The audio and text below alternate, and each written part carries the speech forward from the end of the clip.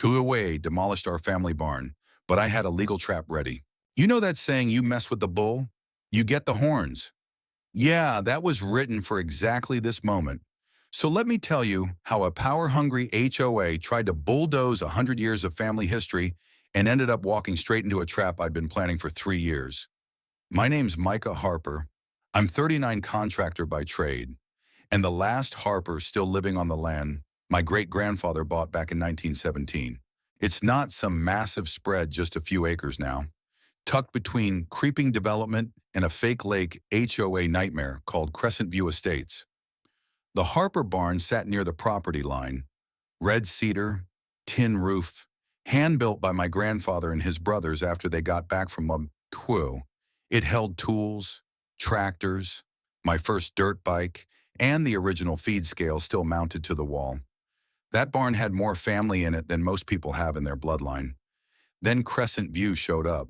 5 years ago, they started putting up homes on the adjacent lots. Fancy gates, fake lakes, and folks who couldn't tell a cedar beam from a fence post.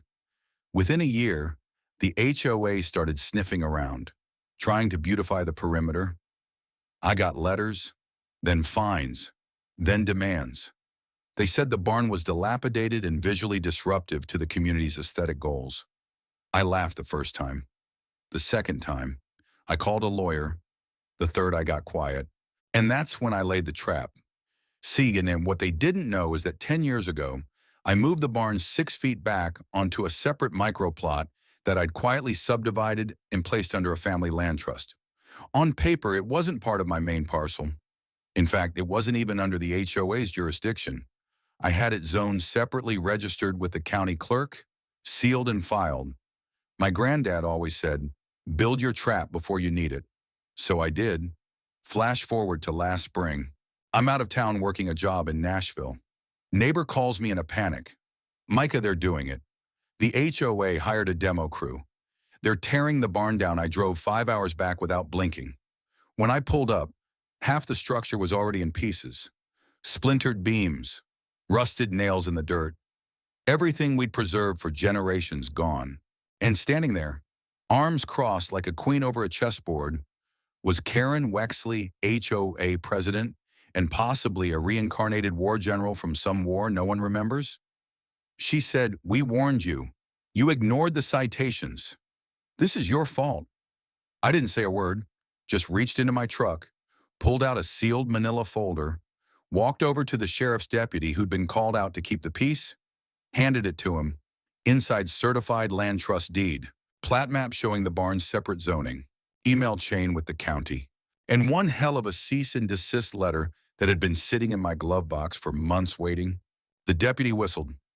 Ma'am, he said, turning to Karen, you just ordered demolition on land that's not under your authority and is protected under private trust. Karen turned pale. I mean, sheetrock, pale.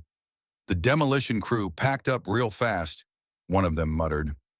We're not getting sued for this, and peeled off. And Karen, she tried to spin it. It was an oversight. She stammered. It was, he should have told us, but the damage was done. The sheriff filed a report.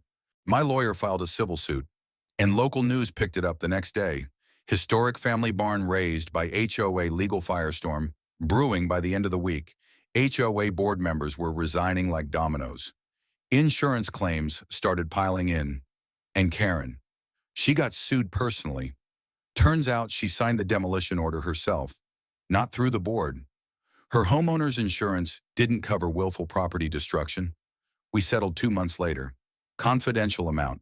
Let's just say it covered a new barn and a bronze plaque out front. The Harper barn rebuilt by legacy, protected by law. And just for fun, I rebuilt it 6 inches taller than before, painted it fire truck red, installed solar lighting. Every night it glows like a middle finger in the moonlight. Call to action.